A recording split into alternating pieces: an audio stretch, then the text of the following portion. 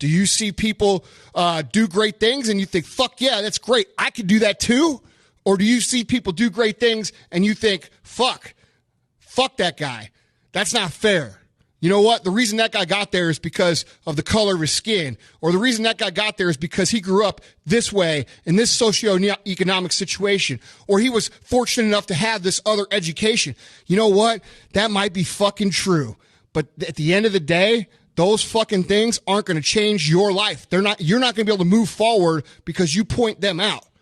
You're only holding yourself back by living under the fair rainbow and the I deserve rainbow, and you can move a lot quicker and a lot faster and accomplish a hell of a lot more by letting go of the idea that things are supposed to be fair and working on yourself, progressing on yourself, moving forward on yourself, and putting the work in to get you where you want to go.